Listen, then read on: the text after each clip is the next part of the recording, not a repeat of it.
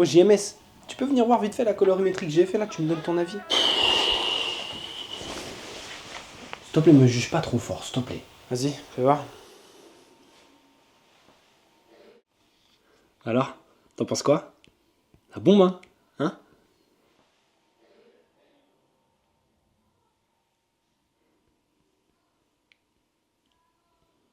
Elle est éclatée ta colorimétrie là.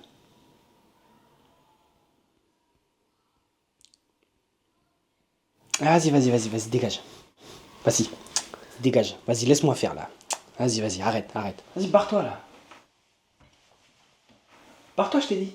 Tu vois pas la merde que tu nous as fait là?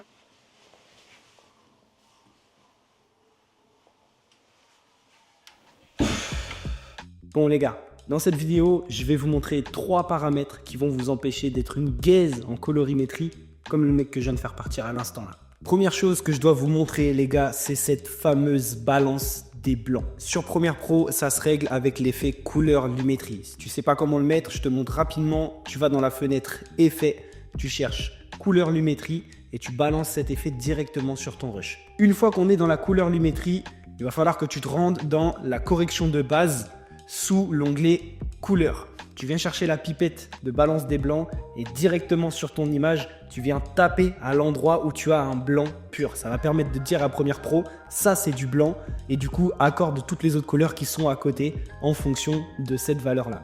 Bien sûr, ça c'est si jamais tu as fait le couillon et que tu ne l'as pas réglé directement pendant ton tournage et que tu dois le faire en post-production. Avant de passer à la suite, je me dois de faire une toute petite parenthèse dans cette vidéo. Si tu ne me connais pas, moi c'est JMS Rea et je fais du clip de rap depuis maintenant plus de 2 ans. J'ai une petite spécialité qui sont les VFX. Dans mes clips, tu retrouves toujours des vibrations, des flashs blancs, des transitions en découpage, de la rotoscopie, etc.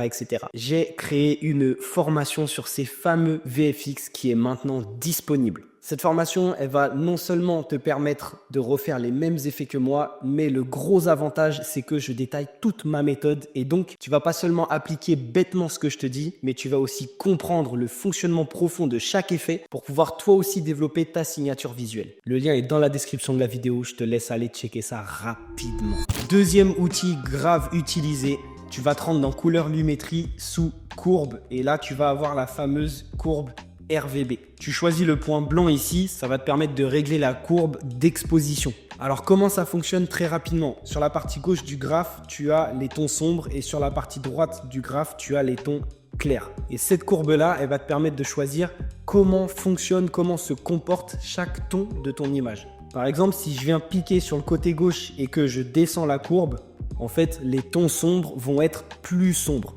Et si je fais l'inverse et que je remonte la courbe, les tons sombres vont être plus clairs. Généralement, ce qui se voit dans toutes les colorimétries, c'est un S. Tu piques ici, tu redescends et tu piques sur la droite et tu remontes. Sur cette image, je te l'accorde, ça donne pas un truc de fou parce que j'ai déjà ma lutte de conversion qui est dessus. Mais ce que tu dois retenir, c'est que cette courbe va te permettre de régler ton exposition, de régler ton contraste. Je viens d'enlever à l'instant ma lutte de conversion pour te montrer ce que ça peut donner comme résultat. Je prends mes tons sombres et je les descends, je prends mes tons clairs et je les remonte. Et là, on a un bon contraste. Je te laisse regarder le avant-après. Troisième outil que tu vas pouvoir utiliser pour améliorer ta colorimétrie, c'est les fameuses roues chromatiques. Dans couleur lumétrie, tu te rends dans roue chromatique et correspondance et ici tu vas avoir 3 gros cercles. Celui de gauche va gérer vers quelle couleur vont tendre tes tons foncés. Celle du milieu vers quelle couleur vont tendre tes tons moyens et celle de droite vers quelle couleur vont tendre tes tons clairs. Généralement, ce qui se fait, et c'est le conseil que je te donne, choisis une couleur pour tes tons sombres et mets l'inverse pour tes tons clairs. Par exemple, je vais prendre les tons foncés et je vais les faire virer au bleu et je vais prendre les tons clairs et je vais les faire virer à l'inverse, c'est-à-dire vers le orange. Ça va te permettre de créer ce fameux effet bleu-orange que tu retrouves sur énormément de films et du coup, te rapprocher d'une colorimétrie qui tend vers le film. Voilà pour les 3 outils que moi je te suggère d'essayer pour améliorer ta colorimétrie. Encore une fois, la colorimétrie, c'est jamais une science exacte. Il faut que tu arrives à adapter à chaque fois en fonction de ton rush et en fonction de l'esprit que tu veux donner. En vrai, c'est de la pratique. C'est bon, je peux revenir? Non? Wow. Avant de terminer cette vidéo, j'ai failli oublier quelque chose. Je t'ai préparé un starter pack dans lequel tu vas retrouver des choses pour ta colorimétrie et c'est totalement gratuit. Dedans, il y a la lutte de conversion qui te fait passer du S-Log au Rec 709. 7 luttes toutes différentes dans ce pack et en plus, il y a une vidéo explicative qui t'explique comment les appliquer. Ça va te permettre de faire une colorimétrie rapidement et facilement.